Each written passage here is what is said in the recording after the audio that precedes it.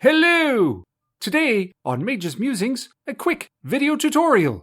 How to shorthand the advanced Dungeons & Dragons combat matrices.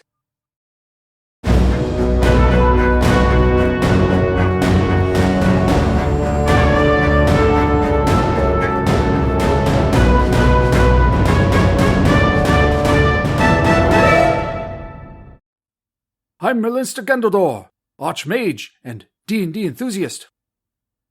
In advanced Dungeons & Dragons, by-the-book combat is traditionally resolved by comparing the die result to a chart in the DMG.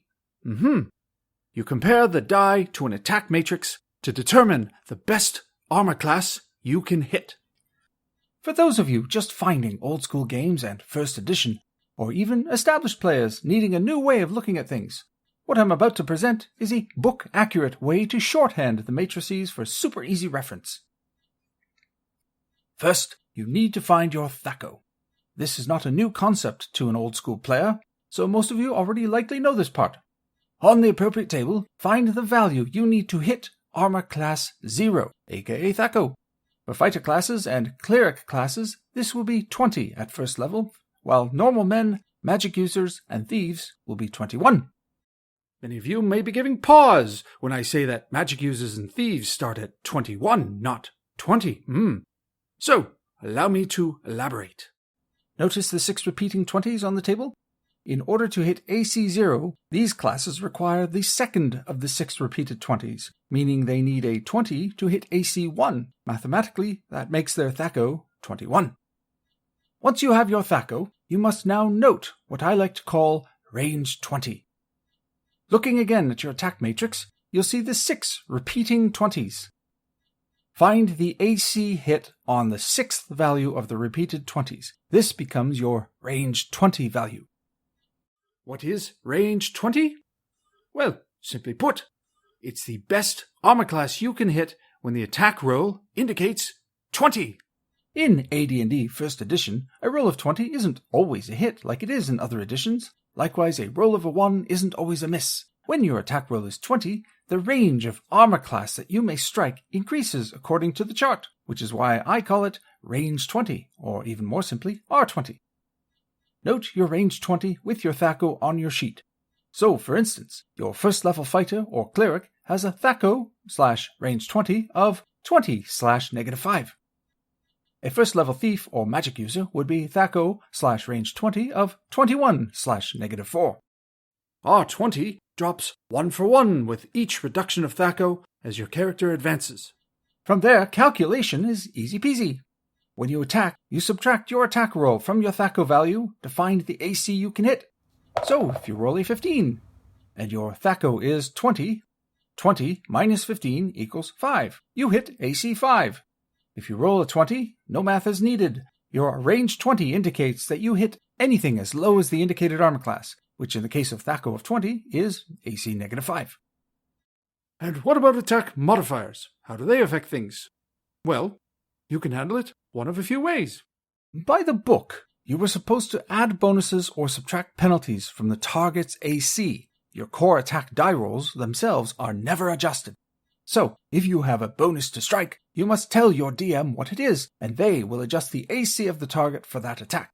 Remember, in this system, a lower armor class represents a better protection, and higher armor class represents lesser protection. So a bonus to strike raises the AC of the target, making it worse, and a penalty to attack likewise lowers the target's AC, making it better. Your attack roll will still indicate the AC you hit, and your DM will tell you if the modifier shifts the target's AC into that range where your strike is successful.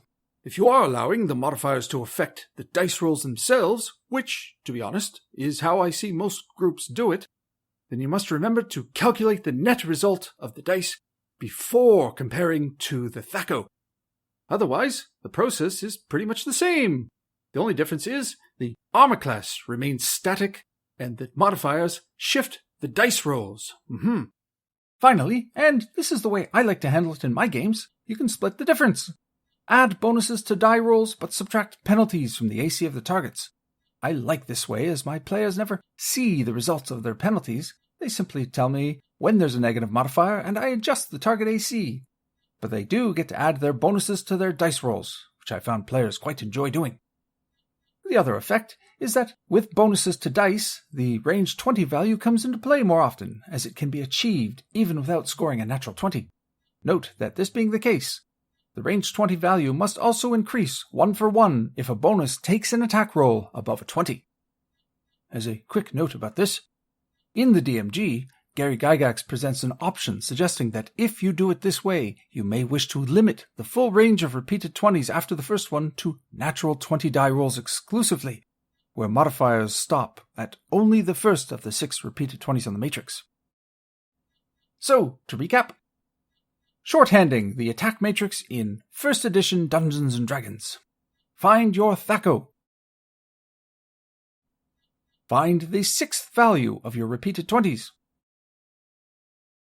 This forms your thako and range 20. Note these values on your sheet. From there, you have your attack matrix shorthand that is book accurate for quick and smooth play without needing to look up the matrix during games. I hope this tip has been useful.